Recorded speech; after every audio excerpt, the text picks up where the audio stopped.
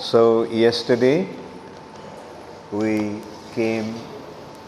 were discussing about Yuddha Kanda, which is also known as Lanka Kanda. And in that we discussed that how Ravana was defeated by Ram and Ramchandra let Ravan go. So in this way, being defeated practically for the first time in his life. Prior to that, Ravan was not really defeated, but he was harassed, and then he made friends with them. Like one person was Bali. Ravan challenged Bali when Bali was chanting his Gayatri in the northern ocean. So Bali was chanting Gayatri, so he was in meditation. So Ravan came and attacked. So Bali, with his tail, he captured Ravan and he kept him there for some time. And then after chanting his Gayatri, he went from one corner of the universe to another corner. He traveled in this way, carrying Ravan. So then this was the strength of Bali actually, Sugriva's elder brother. So then Bali harassed Ravan in this way, and Ravan realized that Bali was so powerful, so he made friends with Bali. He said, let us become friends. But here, Ravan was literally defeated by Ram. But Ramchandra let Ravan go, said that, okay, go take some rest and then come back. So Ravan went back to his palace. Then he called his ministers, and then Ravan admitted that when by performing austerities, severe austerities for 10,000 years, when he pleased Lord Brahma, then Brahma gave him the benediction that he wanted, that he won't be defeated by the Devas, the Rakshasas, the Daitas, the Asuras, and Gandharvas, and all, he named all. But he did not mention about the human beings. So afterwards, Brahma actually told Ravan that be careful about the human beings. He warned him, he told him that you didn't ask about the human beings, but be careful about, because indicating that they will be the ultimate cause of your destruction. You will die in the hand of a human being. Then Ravan recalled that when he was fighting with one king of Ikshaku dynasty called Anaranya, Anaranya was defeated by Ravan, and Ravan killed him. So before dying, King Anaranya told him that a member of my dynasty will kill you in the future. Then Ravan recalled that once when he molested Vedavati, the girl who was performing austerity to have Vishnu as her husband, then Vedavati cursed. Vedavati burned herself with the fire generated from her body, because Ravan just held her by her hair, and she considered that just by the touch of Ravan, her body has become impure. Her body became polluted, and this body was not good enough for Vishnu, because this demon had touched her. So she decided to kill herself by generating a fire from her own body.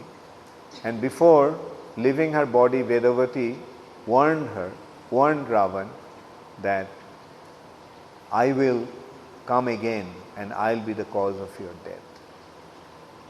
And Ravan told his ministers that I suspect that Sita is that Vedavati. She has come. And then Ravan recalled and narrated to the ministers that once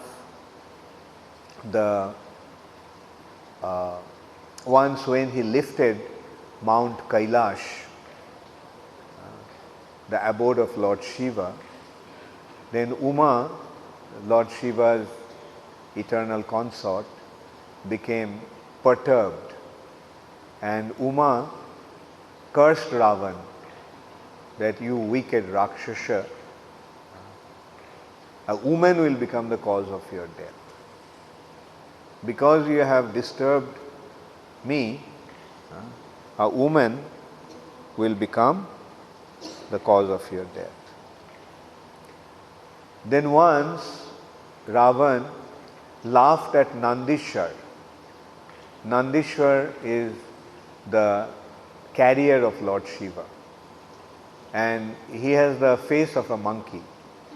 So he laughed at his monkey face, and so Nandishwar cursed him that his whole family will be destroyed by the monkeys.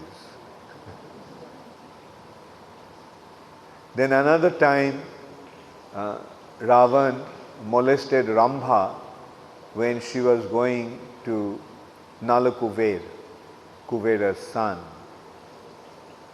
And so Rambha also cursed him that he will die, a woman will be the cause of his death. And in a similar way, Brahma also told him that if he ever molested or raped a woman, then his head will fall into 100 pieces due to his molesting Punjikastali, another Apsara. Nalakuver also cursed him in this way.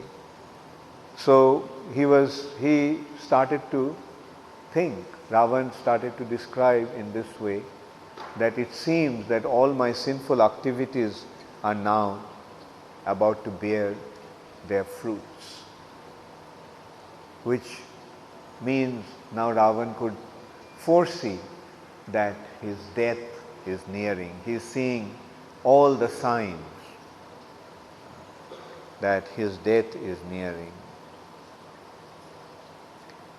So he said, then he told his ministers that although I can foresee all this, but as a hero, I can't give up my fight, my struggle. And I have to use all possible means to defend myself. Now, Kumbhakarna is invincible. So please wake up Kumbhakarna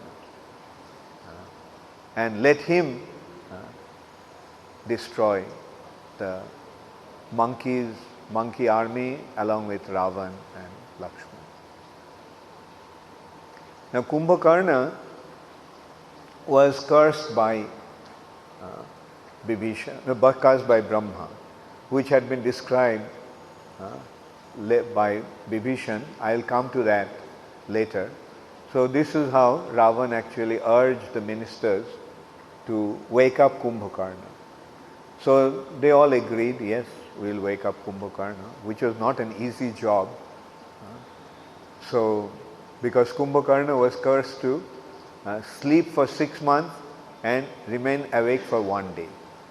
And then after that day, he will fall asleep again. And 9 days back, Kumbhakarna actually woke up for 1 day.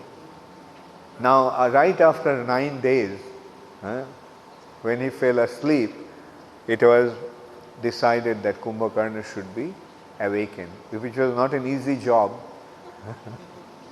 So the cave that Kumbhakarna used to sleep had a huge door. So after a great struggle, the Rakshasa army opened the door, but as they opened the door, they all got flung out. All got thrown out because Kumbhakarna's breathing and snoring was so heavy that it was like a storm, and like they all got blown away with the storm of Kumbhakarna's, caused by Kumbhakarna's breathing. Then they tried to wake up Kumbhakarna in many ways. First they tried to beat him up with huge mess. To Kumbhakarna it seemed that somebody was caressing him. Then Rakshasas started to bite in his body with their sharp teeth. Kumbhakarna's body was bleeding, but still he didn't wake up. Then they got many elephants to climb on his body, and these are all war elephants. They climbed onto Kumbhakarna's body in order to wake him up.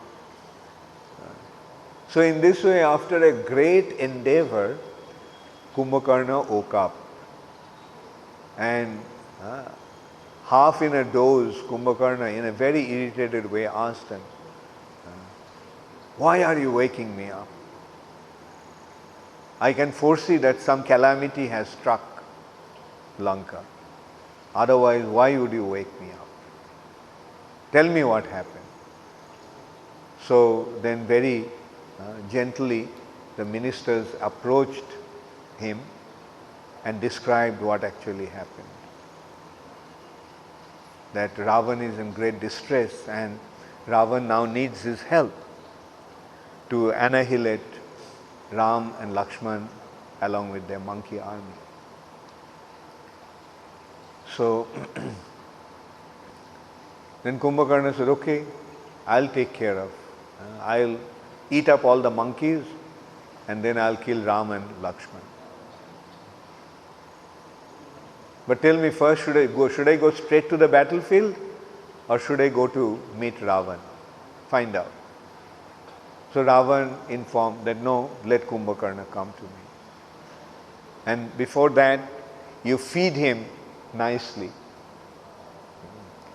So they had all kinds of food arranged for him, and they carried 200 buckets of wine for him to drink. And so after drinking and eating, Kumbhakarna, still blood dripping from his mouth after chewing all those living entities, he went to Ravan. And after going to Ravan, he told that, "I told you to send Sita back. You stole her without consulting with anybody, and now you are asking for our help. You should have listened to the advice of Bibhishan and your wife Mandodari. Both of them advised you to return Sita to Ram. And I am telling you, please return Sita to Ram. Still you have time." So Ravan got disturbed, but he controlled his anger. Whoever told Ravan to return Sita back, Ravan just could not accept that advice. Instead, he became rather angry with them. Even his commander-in-chief Prahasta, before dying, before going to his final battle where he died, he told Ravan that, "I think you should return Sita back." But anyway, when Ravan insisted, "No, I'll never give Sita back." So then Prahasta said, "Okay, you are the king, so it's my duty to obey your order, and I am prepared to give my life for your sake. But please pay heed to this advice. So, in this way, when Kumbhakarna also suggested that please give Sita back, Ravan became perturbed. He became very disturbed. But still, he was a diplomat, so he kind of told Kumbhakarna, look, my brother, what to do now? Now I can't retreat. I am in the middle of a battle. So you rectify my error. I made a mistake. Now you rectify the error by killing Ram and Lakshman. Then Kumbhakarna said, yes, I will do that for your sake, Ravan. But in future, always take my permission before you do something. So when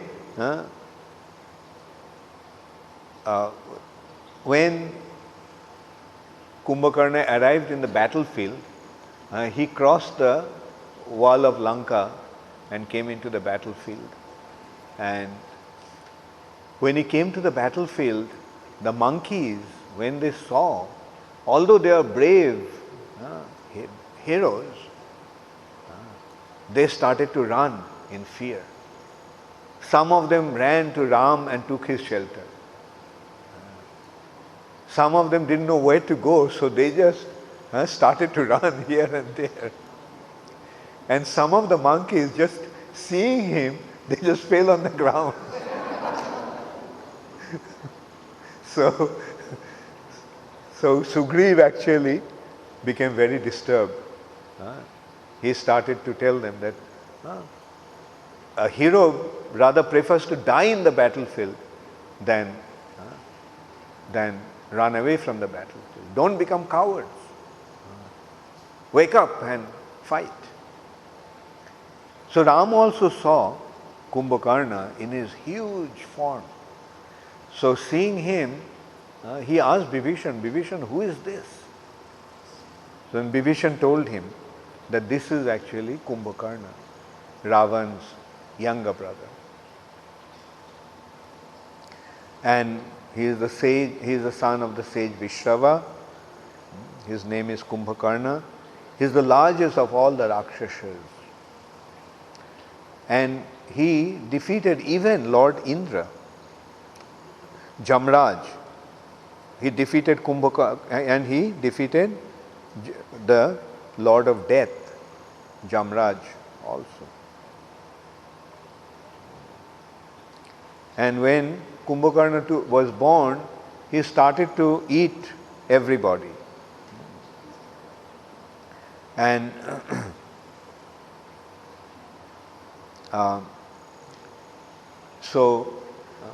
then Brahma actually gave him that. Brahma told him that you have actually been born to cause the destruction, but the time of destruction hasn't come. So you sleep until then. But then Ravan pleaded to him that please, this poor child is just born and you are depriving him of his life.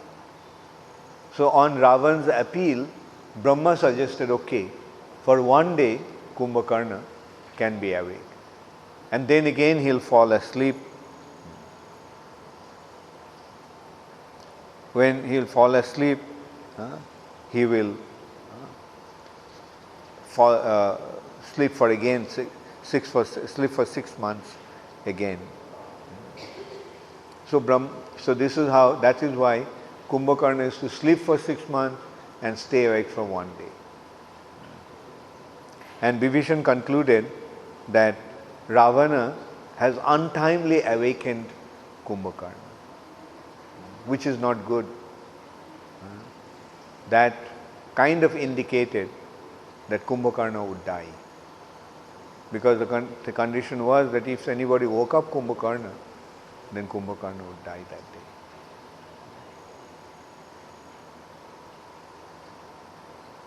So,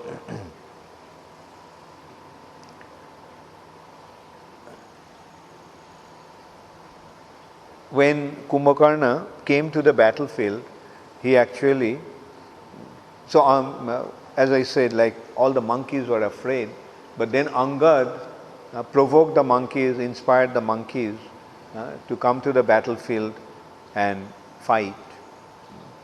So they attacked Kumbhakarna. But Kumbhakarna, in just one sweep of his hand, one sweep of his gigantic mace, he actually killed 8,700 monkeys, swinging his club in all sides. And then he started to catch the monkeys, as many as 30 monkeys in one grip, and started to put them into his mouth, swallowing them, eating them. So he was actually causing a disaster. So then Hanuman tried to hurl a mountain peak on Kumbhakarna, but just with his hand, he just struck that mountain peak, and that it broke into pieces.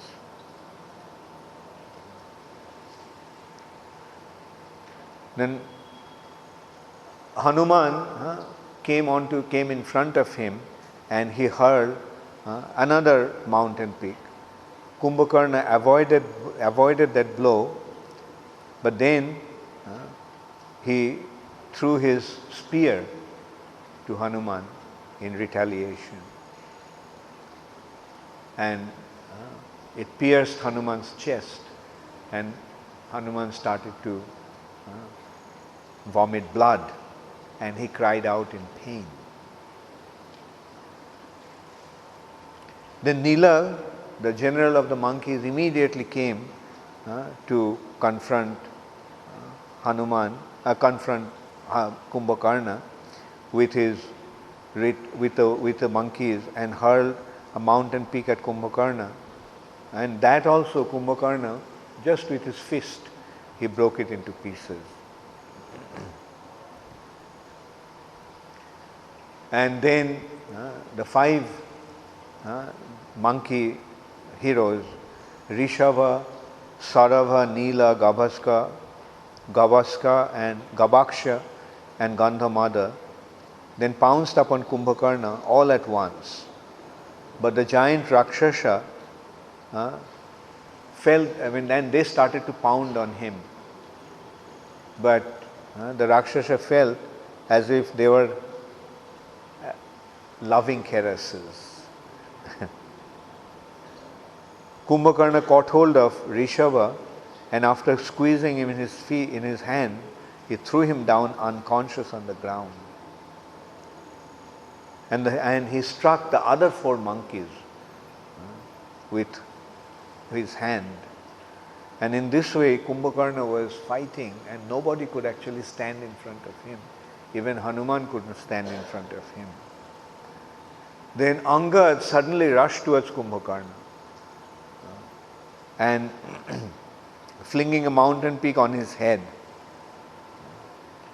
which simply enraged Kumbhakarna, and Kumbhakarna slapped him, and then picked him up.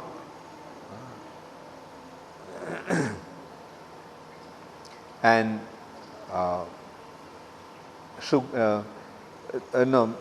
then actually Angad hit Kumbhakarna so hard that Kumbhakarna became sort of unconscious.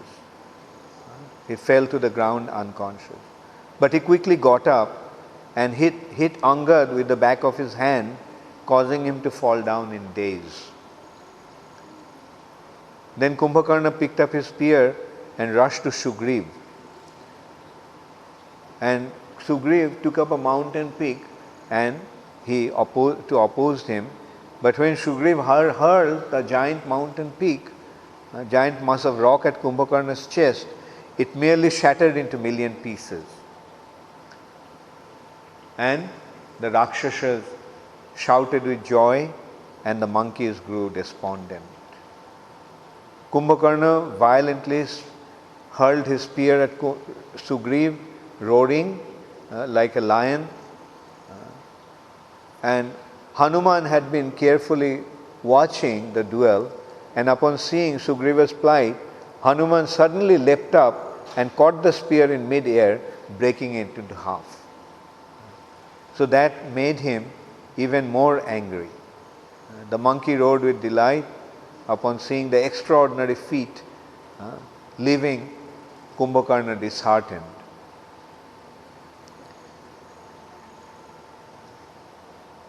Then Kumbhakarna picked up a mountain peak and he hurled it at Sugriv. And being struck by that, Sugriv became unconscious. Then Kumbhakarna picked up Sugriv and he took him under his arm and he walked back to Lanka as a captive. Then the monkeys, all the monkeys started to cry. But seeing this, Hanuman thought, if Sugriv is taken prisoner, then our cause will be lost because Sugriv is the king. So all the monkeys will lose their heart. And then he thought there, I shall expand myself and to become as huge as a mountain and then kill Kumbhakarna. But then he thought that if I do that, it will be a disgrace to Sugriv, because Sugriv had to be rescued by me, and so that will not be good. So he felt that Sugriv will surely regain his consciousness and somehow free himself.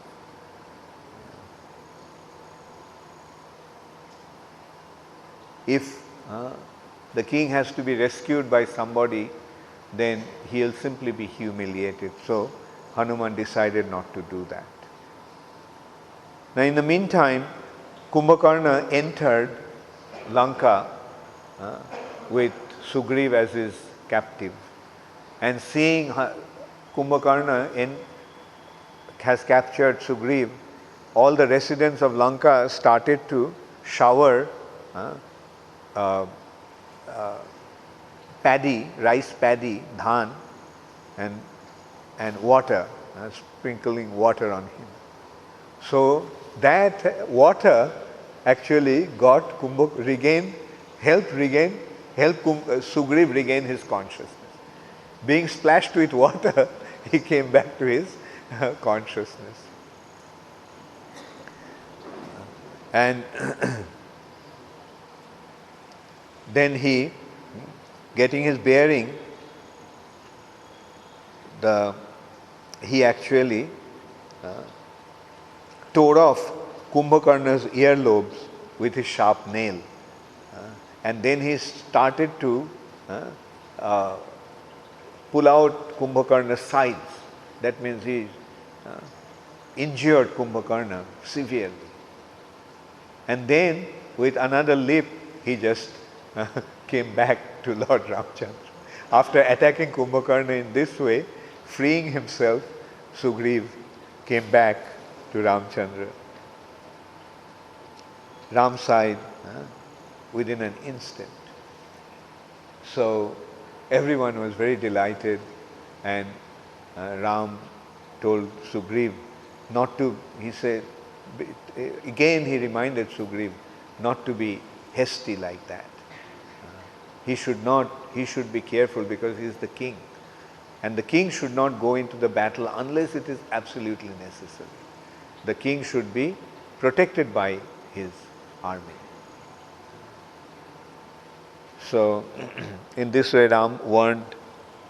And in the meantime, Kumbhakarna again came back to the battlefield.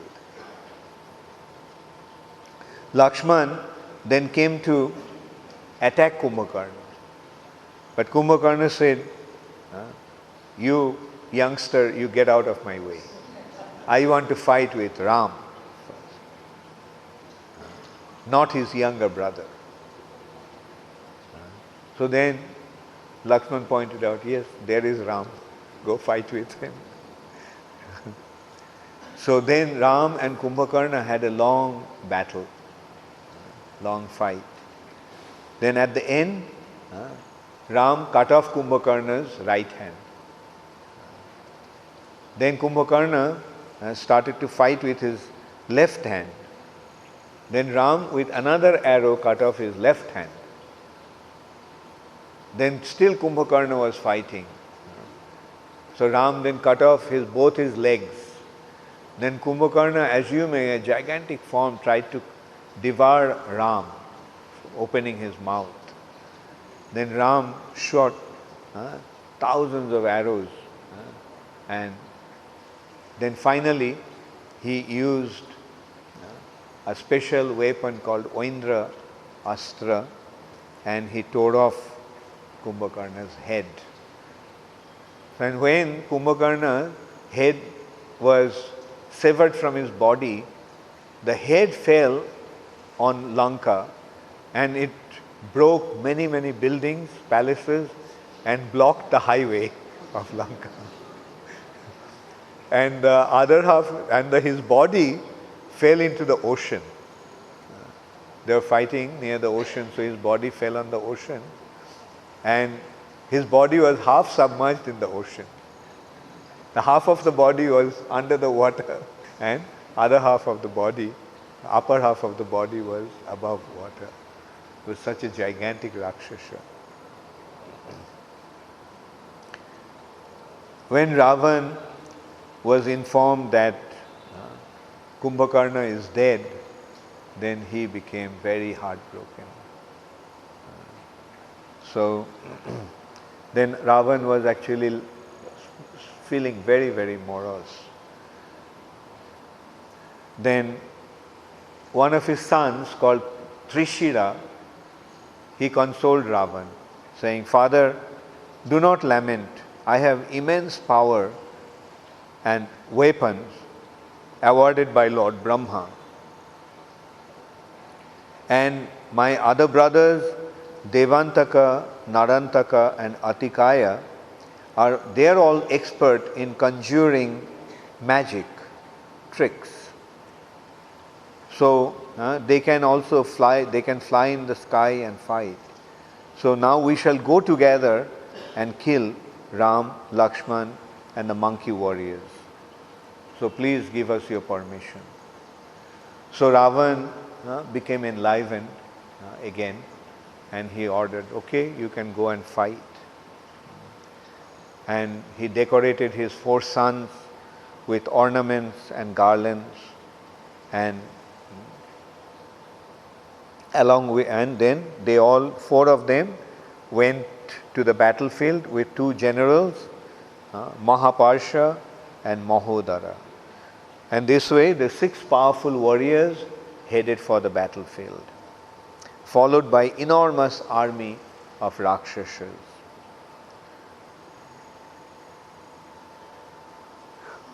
And in this battle also, although they were extremely powerful, and the monkey army of Ram was facing great difficulties, but eventually they all also died. All 6 of them died in that battle.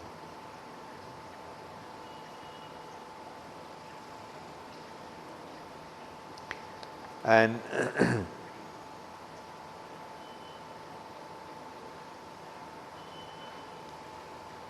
meanwhile, so they different, I'll just read it out. It's very interesting. The first one to confront them was Angad.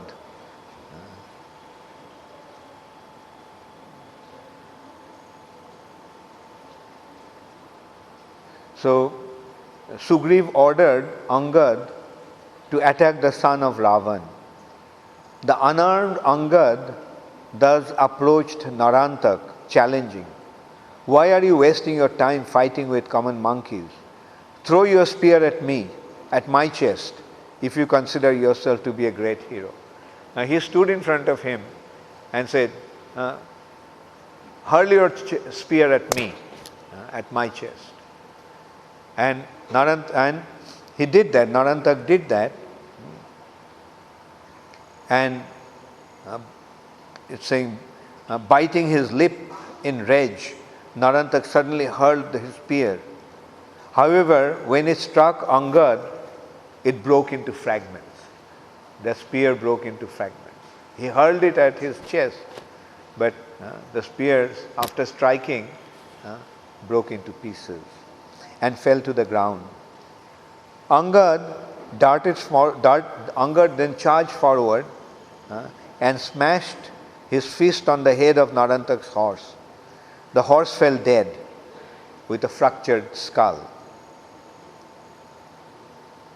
And the infuriated Narantak jumped to the ground, retaliating by smashing Angad's skull with his fist.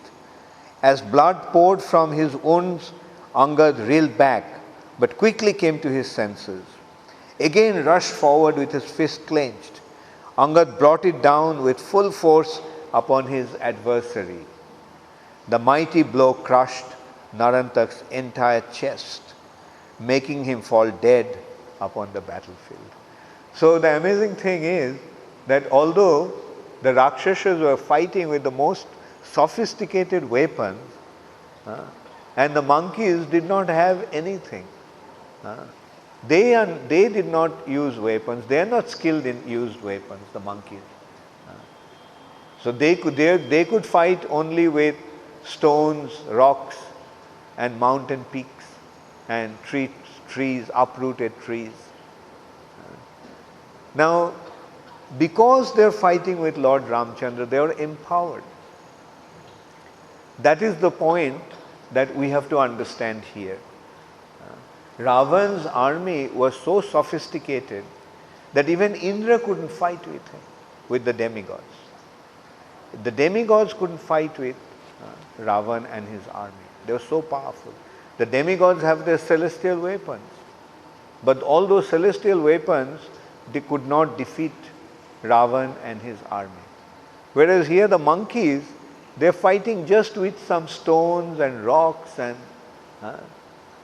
tree trunks and iron rods at the most.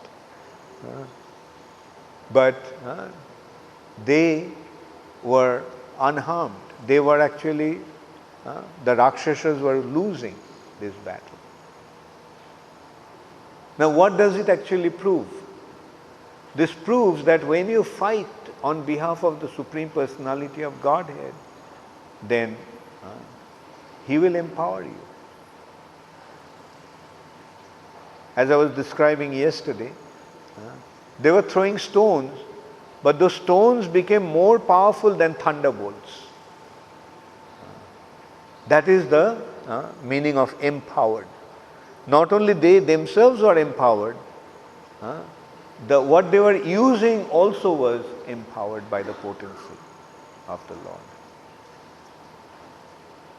And here we can see Narantak, they had Brahmastras and they were such powerful ones.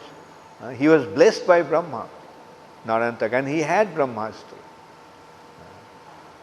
But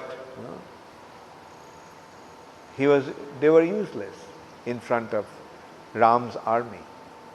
Because who is Brahma in front of Ram?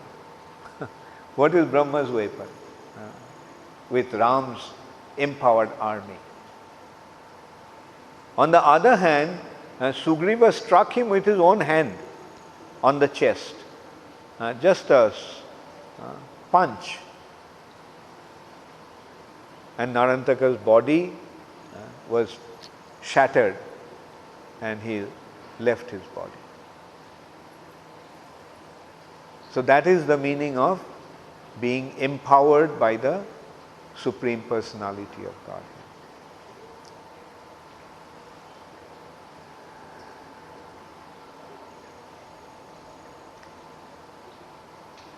Ram was both pleased and astonished to witness Angad's heroic feat. Although he is empowering, at the same time he is astonished to see Angad's feat.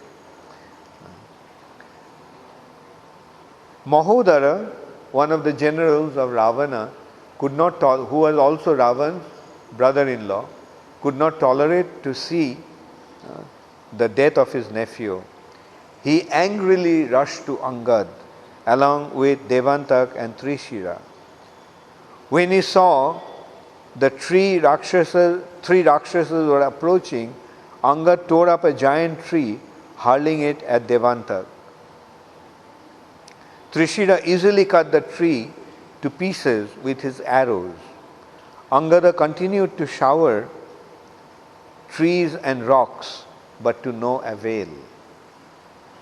Mahodara then approached Angad while riding upon his elephant and struck him in the chest with a spiked club. Angad, however, was not even slightly disturbed by the blow and violently struck the elephant with his hand.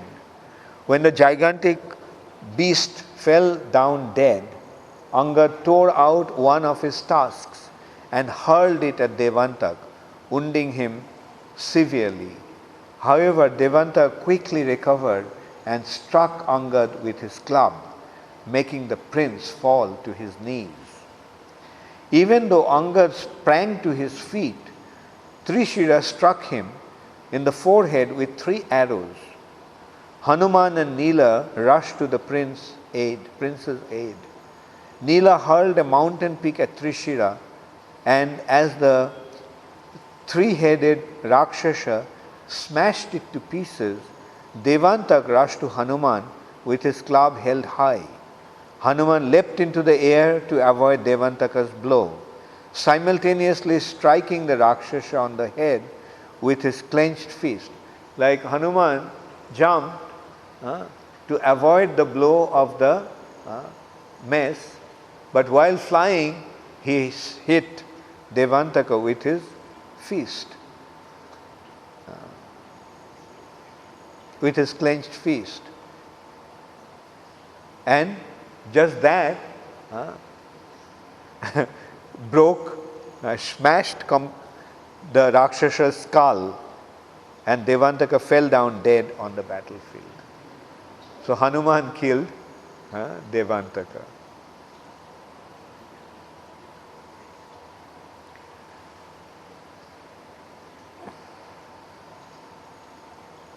So finally, after Mahodara was killed by Nila and Trishira then attacked, then Hanuman actually took care of him. Hanuman grabbed Trishira by one of his necks, and he severed all 3 necks of the Rakshasa one by one. Trishira had 3 heads. So Hanuman just wrenched the heads from his body and threw them away. Then Mahaparsha, Rishava killed Mahaparsha, and all 6 were dead.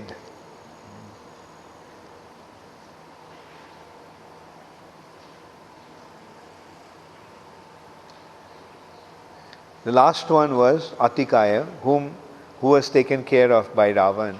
Atikaya had a huge body also. So when he came to the battlefield, then everyone thought, all the monkeys thought, that maybe Kumbhakarna came back to life again, and he came back to the battlefield.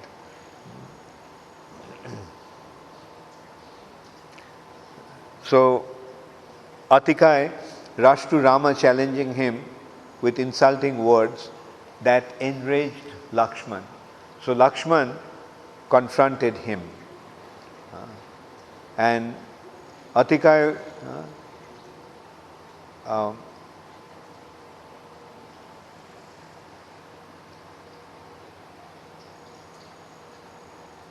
took his own arrow and said, "You are merely a youngster and should leave the battlefield while you are still able to do so.